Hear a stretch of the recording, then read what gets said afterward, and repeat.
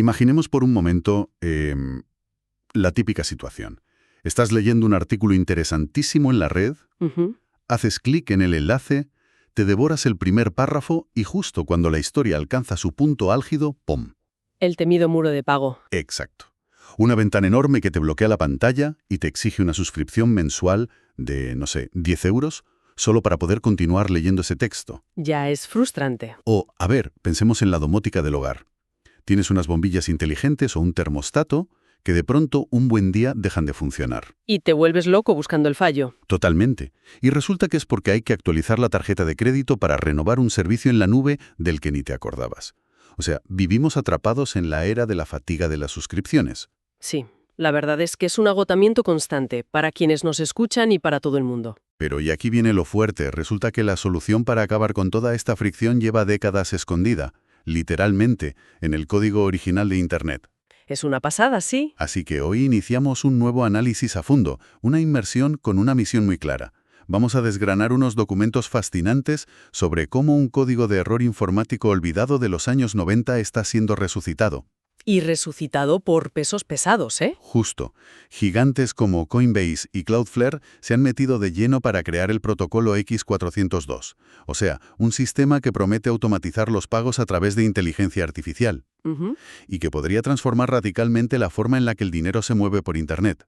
Y fíjate, la ironía de todo esto es que, bueno, no estamos ante un invento completamente nuevo. Ah, ¿no? ¿Te va?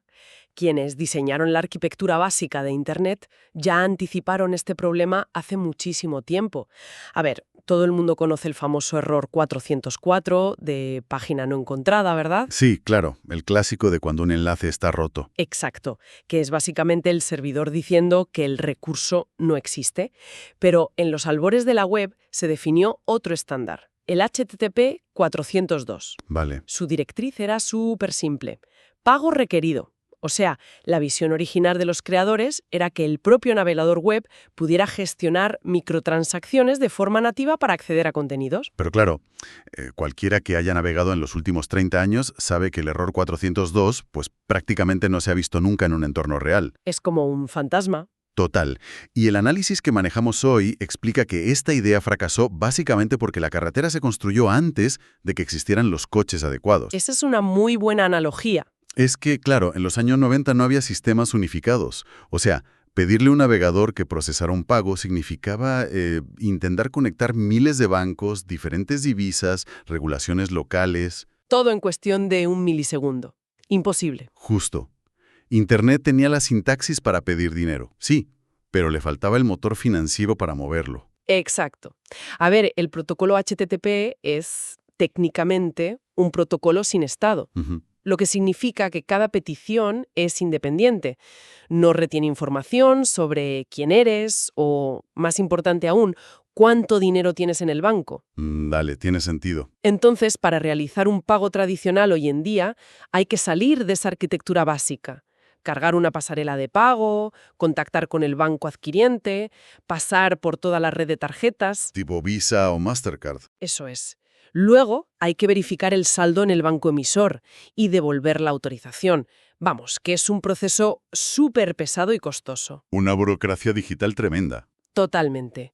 Y aquí es donde el análisis detalla la entrada en escena de la Fundación X402, que está impulsada por Cloudflare y Coinbase. Y ojo, no es una alianza casual. No, claro, estas empresas no dan puntadas sin hilo. Para nada. Aportan exactamente las dos piezas que faltaban en 1995.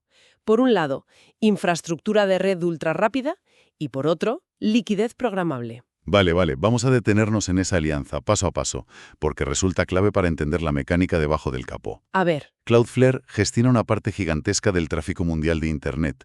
Es, digamos, como el sistema nervioso de la red, que acerca los datos físicamente al usuario. exacto. Reducen la latencia al mínimo. Y luego está Coinbase, que tiene toda la arquitectura de las criptomonedas.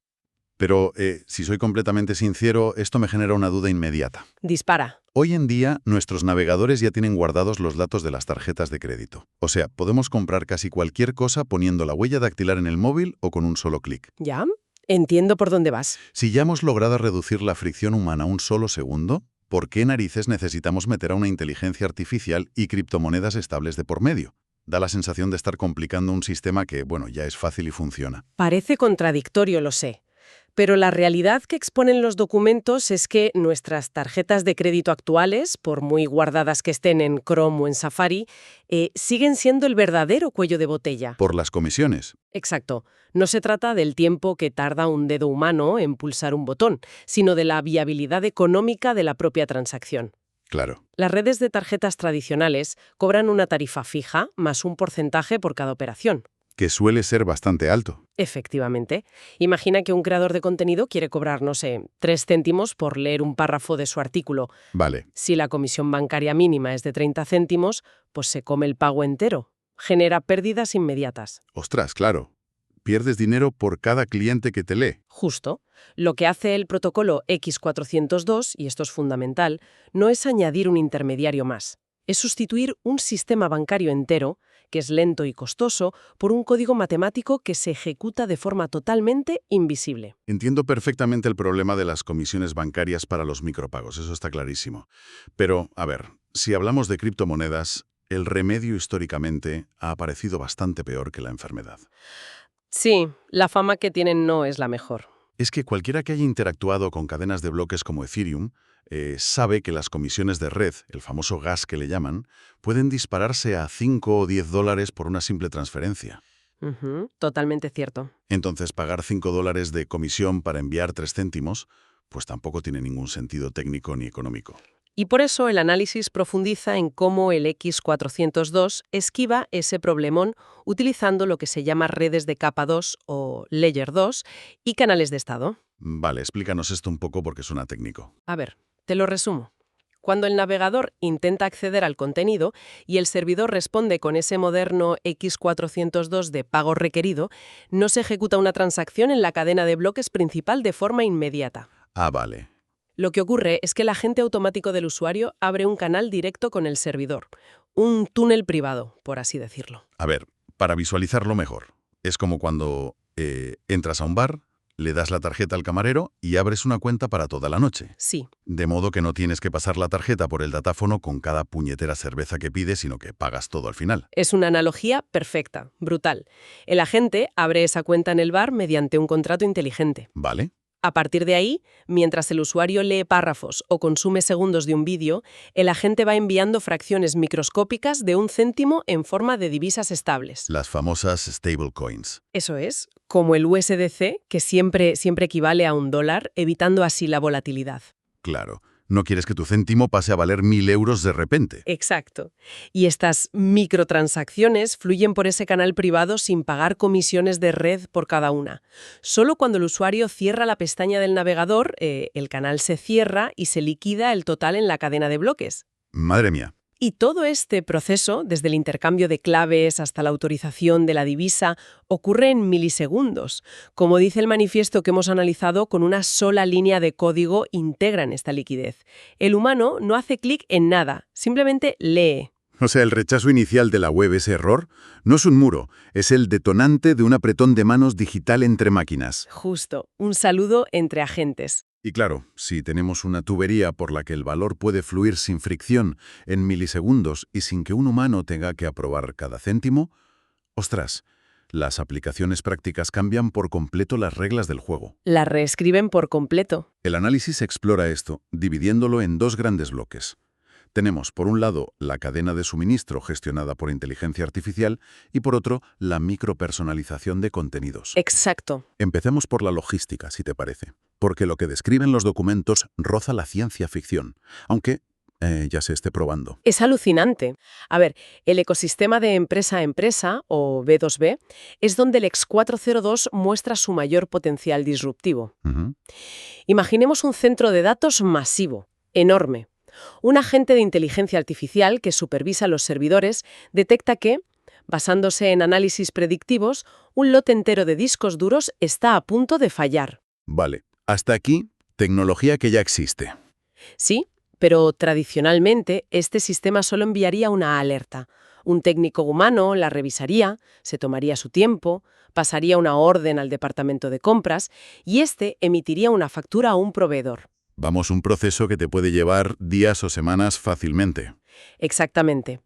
Pero con el estándar X402 integrado en los sistemas, esa IA no solo detecta el fallo, sale a la red de forma totalmente autónoma. ¿A comprar ella sola? Sí, interroga a las interfaces de programación de decenas de proveedores globales simultáneamente. Madre mía. Compara precios de discos duros en tiempo real, negocia el coste con otros agentes y ejecuta el pago instantáneo usando sus propias reservas de divisas estables. Básicamente hemos dotado al servidor de su propia cartera con dinero real y capacidad de decisión. Literal. Encuentra la pieza, firma el contrato inteligente y la paga antes de que el técnico humano se haya tomado el primer café de la mañana. Es que es brutal. Esto, en la logística a gran escala, es revolucionario simplemente por el ahorro de tiempo, pero vamos a llevar esta misma tecnología de microtransacciones automáticas al terreno de quienes nos escuchan, al consumo diario de Internet. A lo que nos afecta cada día. Eso es. El análisis plantea el fin de las suscripciones obligatorias. Pensemos en plataformas de periodismo independiente, boletines informativos o incluso el consumo de vídeo bajo demanda. Claro, porque el modelo actual de Internet es de todo o nada. Obliga al usuario a comprometerse con mensualidades fijas en múltiples plataformas. La famosa fatiga de la que hablábamos. Eso es, pues el X402 permite una granularidad absoluta. ¿En qué sentido? Pues que un lector podría entrar en un medio de comunicación de nicho y, gracias a su agente autónomo integrado en el navegador, pagar exactamente 1 céntimo por leer un artículo de investigación. ¿Vale? Medio céntimo por ver un gráfico interactivo o 3 céntimos por escuchar un fragmento de audio. Y lo más importante de todo, sin introducir datos, sin registros previos y sin barreras de entrada. O sea, el concepto es profundamente liberador para quien consume. Esencialmente, estamos pasando del modelo del buffet libre, donde pagamos una suscripción mensual inmensa, aunque solo nos comamos un plato, Sí, a tener un asistente o un camarero invisible hiperrápido que paga céntimos exactamente por la tapa que nos estamos comiendo en ese preciso milisegundo. tal cual. Sin embargo, me pongo en la piel de quienes crean ese contenido y los números me asustan un poco, la verdad. Es una reacción muy común, sí. Es que piénsalo.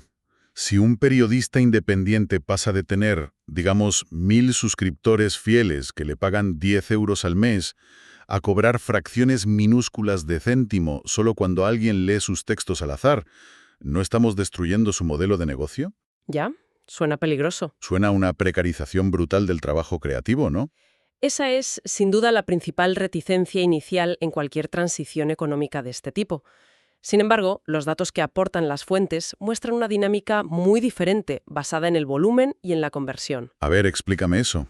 Actualmente, cuando un usuario esporádico llega a través de un motor de búsqueda a un artículo interesante y se choca con un muro de pago de 10 euros, ¿sabes cuál es la tasa de rebote? Me imagino que altísima. Es casi del 99%. Madre mía. El usuario simplemente cierra la pestaña y se marcha. Es valor económico que se evapora por culpa de una barrera artificial.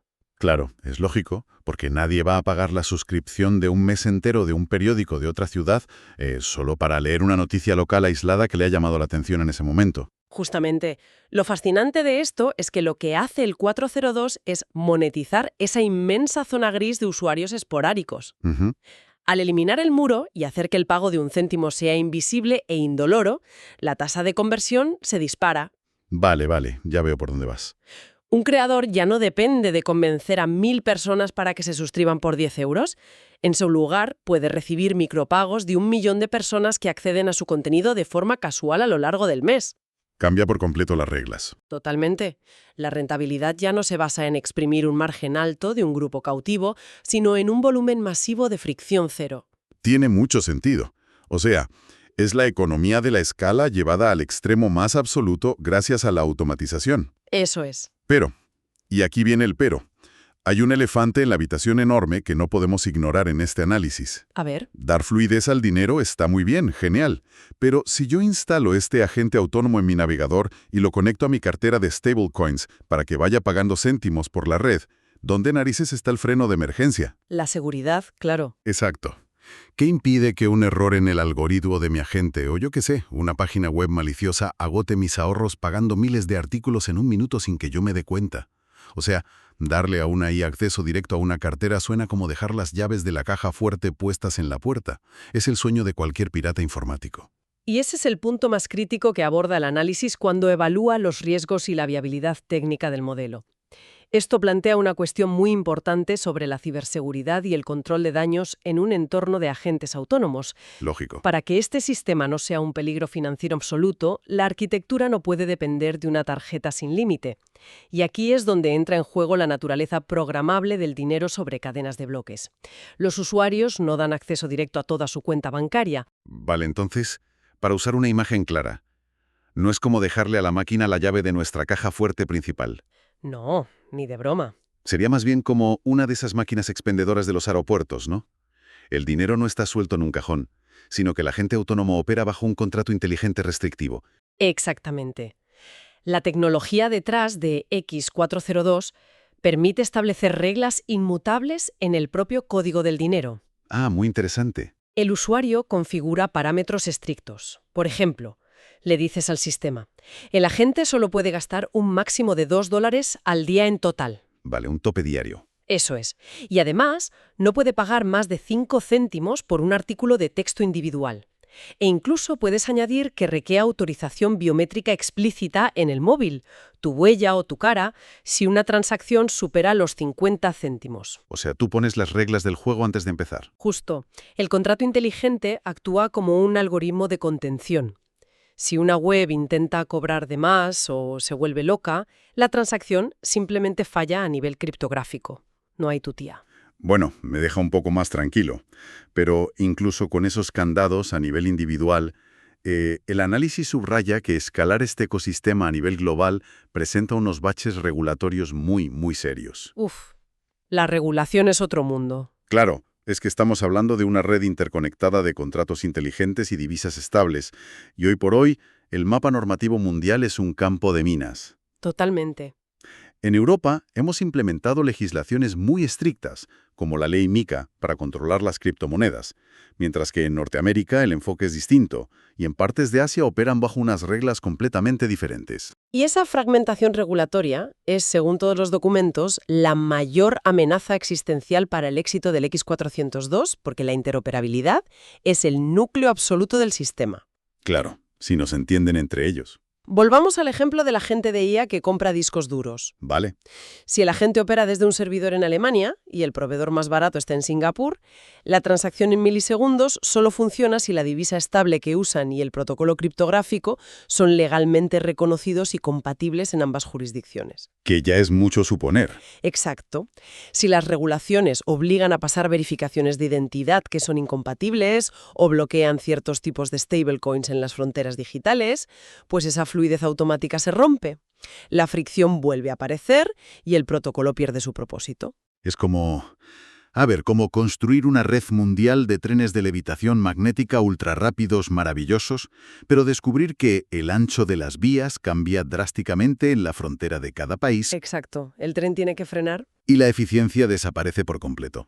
Es fascinante cómo un avance técnico tan brillante choca invariablemente con la geopolítica. Siempre pasa. Bueno, vamos a recapitular todo lo que hemos extraído de esta inmersión profunda, porque la verdad es que el cambio de paradigma es colosal. Por supuesto, poner todo esto en perspectiva es fundamental ahora mismo. A ver, hemos partido de un concepto casi arqueológico, ese código de errar HTTP 402, que pedía un pago en los primeros días de Internet, pero que nadie usaba. El fantasma de la red. Eso es.